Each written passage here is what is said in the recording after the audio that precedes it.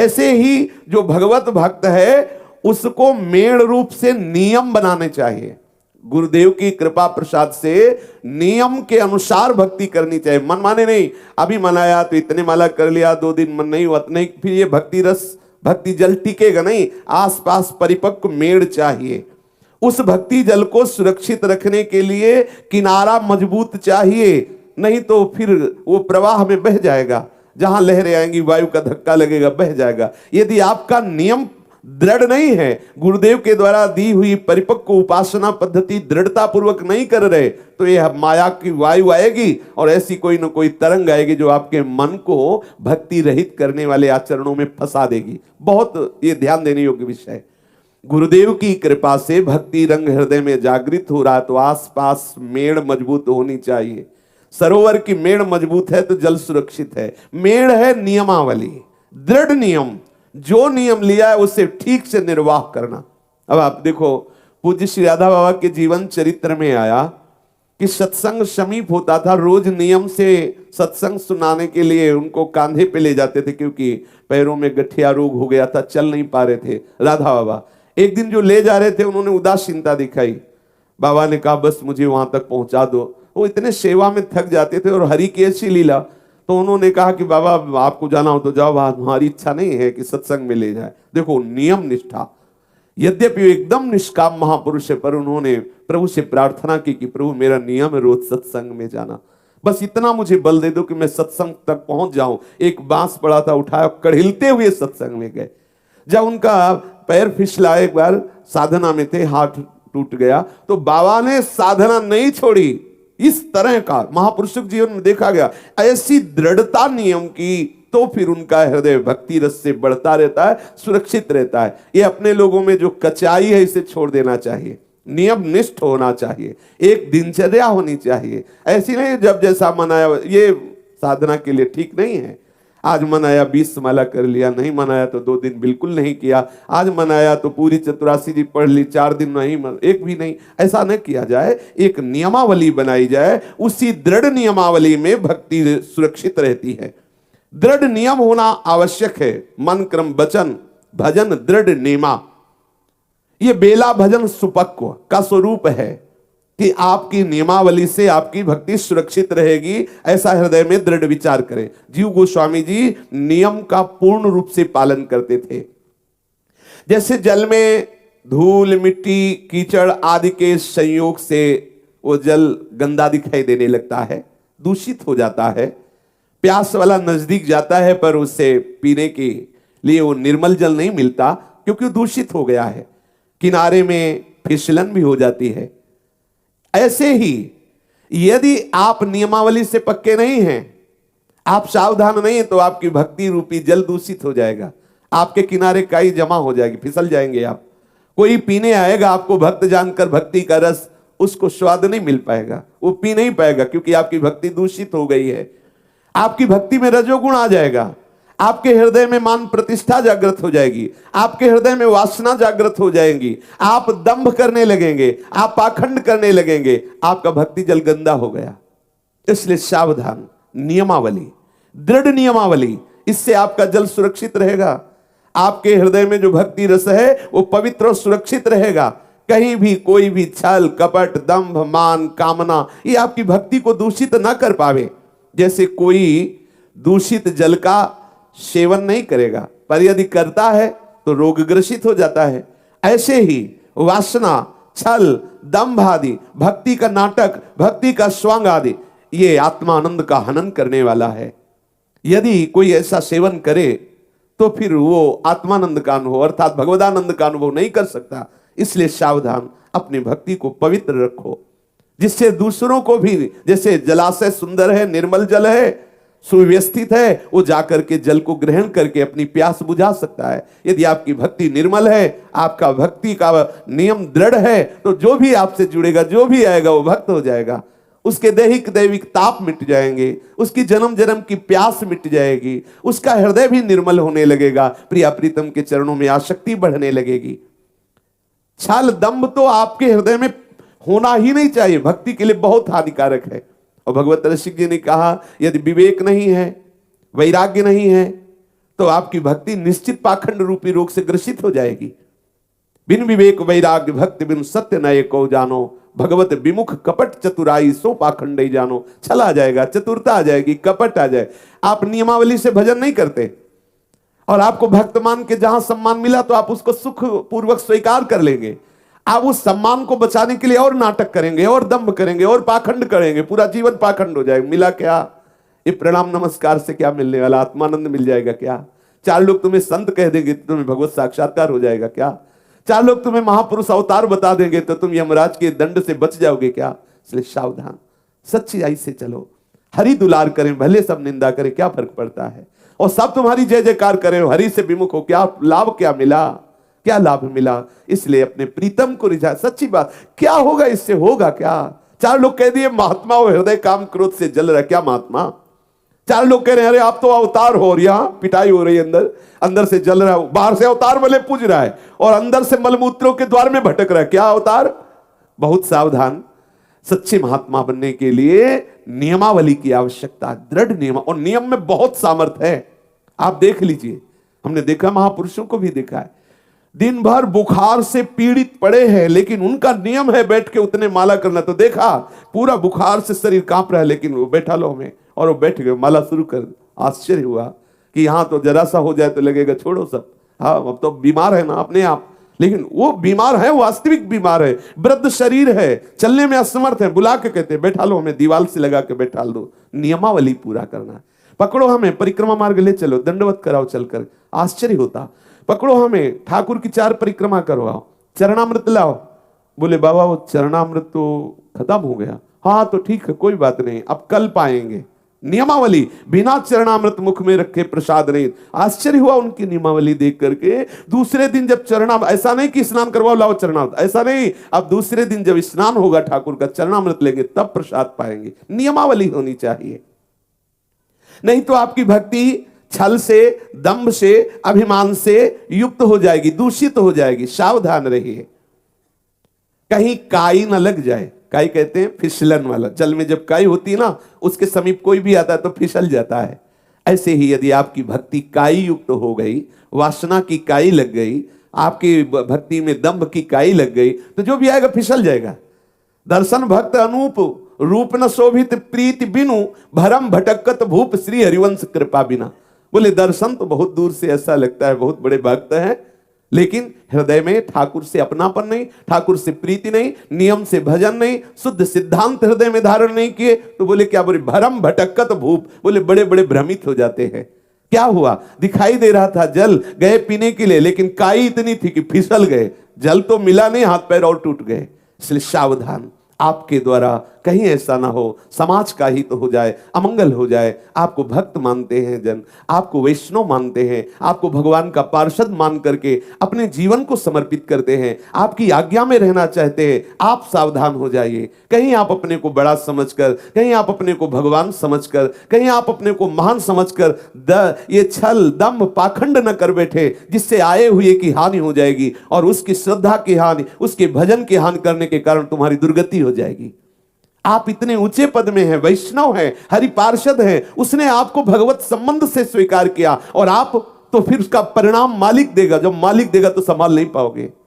हम कामी हैं, क्रोधी हैं, लोभी हैं, चलेगा, प्रभु के चरणों का आश्रय ले लो, वो बड़े कृपालु, स्वीकार कर लेंगे। लेकिन अपने को हम महात्मा मानकर, वैष्णव मानकर, भगवत पार्षद मान करके दुराचार प्रवृत्तियों का पोषण, दंभ का पोषण, पाखंड का पोषण नाश हो जाएगा। सावधान, वो सर्वांतर्यामी प्रभु देख रहा है कि तुम्हारे को किस भाव से समर्पण किया जा रहा है, तुम क्या कर रहे हो, वो जान रहा है। इसलिए प्रभु से कभी छल कपट द्वंद्व मत करो, क्योंकि वो सर्वांतर्यामी तुम्हारे हृदय में ही बैठा देख रहा है। सच्चे बनो। हे नाथ मैं नीच हूं पर आपका हूं।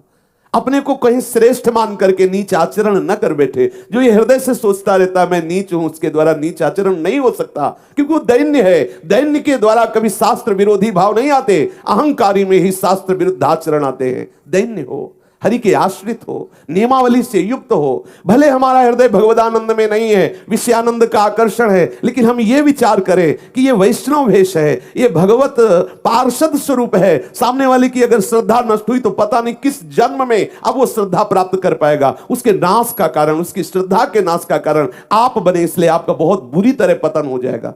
इसलिए साधक सावधान रहे, अपने भक्ति रूपी जल को पवित्र रखने के लिए चतुरता, कपट, छल, दंभ, मान, प्रतिष्ठा, अपने में श्रेष्ठ भाव, इनका त्याग करे, क्योंकि इनसे भक्ति दूषित हो जाती है। तुम सदैव दंभ छोड़ करके दिखावा मत करो। श्री सदगुरुदेव के श्री चरणों में प्रेम करो। गुरु, जो तुम्हें गुरुदेव ने नाम जप दिया है, जो तुम्हें गुरुदेव ने मंत्र दिया है, सब प्रभु के अनंत नाम है, अनंत मंत्र है, अनंत महिमा है, सब प्रणाम है, लेकिन हमारी सिद्धि हमारे गुरुदेव के द्वारा दिए हुए मंत्र से होगी। इस बात को पकड़िए। जो गुरुदेव ने मुझे नाम दिया है, ऐसे नाम जपना और गुरुदेव के द्वारा दिया हुआ नाम जपना बहुत अंतर है। बीज और निर्बीज, ऐसा महापुरुषों ने अनुभव किया है। जो जगा हुआ आचार्य परंपरा से जो नाम आपको प्राप्त हुआ, मंत्र प्राप्त हुआ, उस सबीज है। आप उस पर ध्यान दीजिए, उसको रटिए। ये मन है, बड़ा विचित्र है। जो गुरुदेव ने मंत्र दिया है उसे ऐसे डाल देगा और मनमानी जप की तरफ भागेगा। नहीं, उसे घसीट करके मोक्ष मूलम गुरु वाक्यम, मंत्र मूलम, जो गुरुदेव ने बोला वो मूल है। आदेश कर रहे हैं स्वमंत्रे, जो आपको मंत्र मिला है गुरुदेव के द्वारा, पूर्ण वृत्ति उसी में केंद्रित कर दीजिए। श्री नामनी, जो आपको आराध्य देव का नाम मिला है, उसमें पूर्ण रूप से एकाग्र हो जाइए। अपने गुरुदेव से वास्तविक प्रेम करो। दंभ नहीं, कपट नहीं, दिखावटी नहीं, व्यवहार नहीं, सामने है तो हम प्रणाम कर रहे हैं, ऐसा नहीं। हृदय से हमारा संपूर्ण वृत्ति एक एक उनकी आज्ञा से ही होगी। एक एक वृत्ति के द्वारा चेष्टा उनकी आज्ञा, यह है गुरु प्रेम। गुरु के वचनों में, गुरु की आज्ञा में समर्पित होना गुरु प्रेम है। चरण चापना, वस्त्र धोना, भोजन पवा देना, ये एक सेवा का अंग है, संपूर्ण सेवा नहीं है। संपूर्ण सेवा है उनकी आज्ञा में रहना।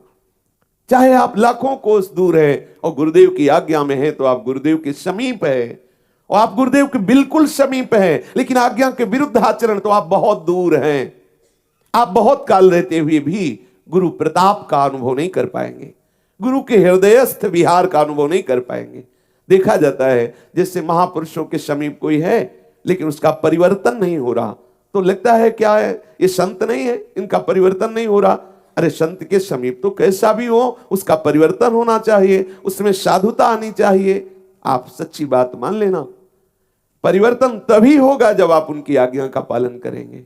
जैसे लोहे की डिबिया में पारसमणि रखी है, वर्षों से रखी है, पर वो डिबिया लोहे की है, क्योंकि बीच में रुई का पर्दा है। अगर रुई का पर्दा हटा दो तो एक सेकंड में वो सोना बना दे।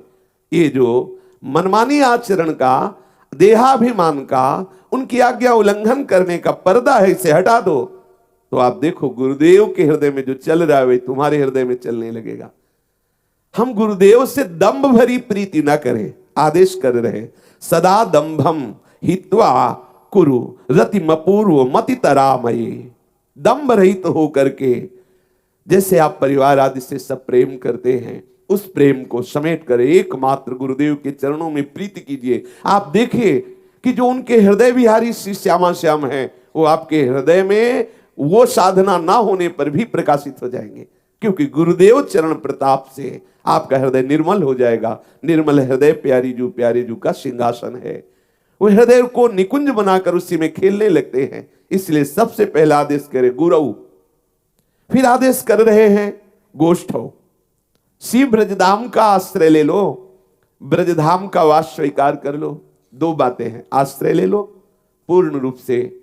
जब हमें समय मिला भागे वृंदावन धाम, ब्रजधाम आए, परिक्रमा की, दर्शन किया, रजरानी ली, चरणामृत लिया, फिर चले गए, अपने नेत्रों में बसा लिए, बार बार चिंतन कर रहे, फिर व्याकुलता पूर्वक आए। ऐसा ये आश्रय वास प्रदान कर देगा। अगर आज नहीं तो निरंतर का वास प्रदान कर देगा। आप ऐसे ही रहना, अन्य आश्रय न लेना, अन्य तीर्थ, अन्य धामों का आश्रय न लेना। फिर कह रहे गोष्ठा लईसु, जो ब्रजवासी जन हैं, जो यहां वास कर रहे, जो यहां रज का सेवन करके भजन कर रहे हैं, सर्वतो भावेन, उन ब्रजवासी जनों में आपकी प्रीति होनी चाहिए। जब हमें किसी से प्रीति होती है तो उसमें दोष दर्शन नहीं होता, दोष दर्शन कराने पर भी नहीं होता। सप्तऋषि जन आकर के मां भगवती को उपदेश कर रहे, तुम ये तपस्या किसके लिए कर रहे हो? वो महादेव जी को पति के रूप में वरण करने के लिए। महादेव जी में है ही क्या, ना कोई महल है, ना कोई आभूषण धारण करते। अगर आभूषण धारण भी करते हैं तो सांप वगैरह, चिताभस्मा लेपो गरल मसनम दिक्पट धरो जटाधारी कंठे भुजग पतिहारी पशुपति कपाली भूतेशो। क्या है इनके पास?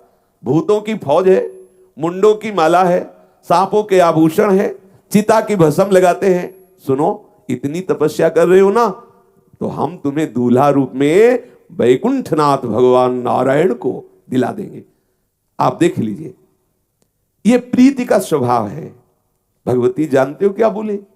महादेव अवगुण भवन, एक को गुण नहीं, आप जैसा वर्णन करते हो मैं मान गई। महादेव अवगुण भवन विष्णु सकल गुण खान। माना भगवान विष्णु श्री हरि नारायण सब गुणों की खान है, लेकिन जेहि कर मन जेहि सन रमे तेहि तेहि सन काम। अब तो कोटि जन्म लग रगर हमारी बरऊं शंभु न तरहूं कुमारी। यह है प्रीति। जो इस ब्रज में वास करने वाले हैं उनसे प्रीति करो। प्रीति का तात्पर्य है उनमें भगवत भावना करके कभी उन पर दोष भावना लाओ। जिससे प्रीति होती है उसमें सद्गुण दिखाई देते हैं, उसमें प्यार दिखाई देता है। ये हमारे प्रभु के जन, बस इतना मानकर प्रीति करनी है।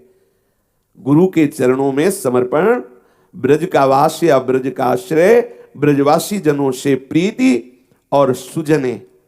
सुजन कहते हैं वैष्णव जनों को। हमारे सुजन कौन है? संसार में सुजन स्नेही संबंधियों को मानते हैं, लेकिन अपने को किसको मानना है? वैष्णव जनों। हमारे सुजन कौन है? हमारे स्नेही संबंधी कौन है? ये वैष्णव जन, हरि पार्षद जन। ये हमारे रिश्तेदार हैं, यही हमारे नातेदार हैं, यही हमारे परिवार के हैं, यही हमारे प्यारे जन हैं। सुजन, इनसे प्यार करो।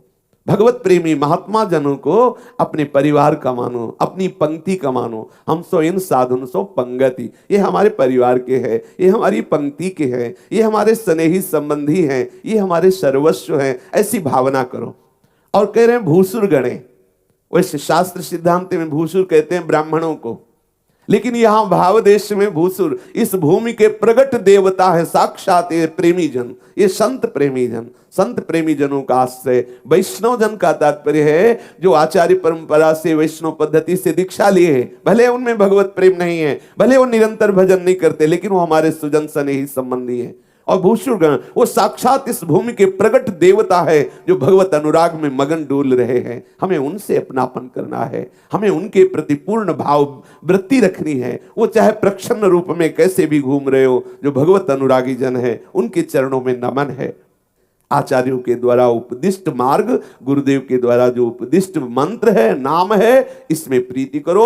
गुरुदेव के चरणों का आश्रय लो। वैष्णव जन अपने स्वजन संबंधी है ऐसी भावना करो। भगवत प्रेमी महात्मा ही साक्षात प्रगट देवता हैं इस भूमंडल के, ऐसी भावना हृदय में रखो। ब्रजवासी जनों से प्रीति करो। प्रिया प्रीतम के श्री चरणारविंद का आश्रय लेकर निरंतर भजन परायण रहो। इससे बढ़कर कोई सिद्धांत नहीं है।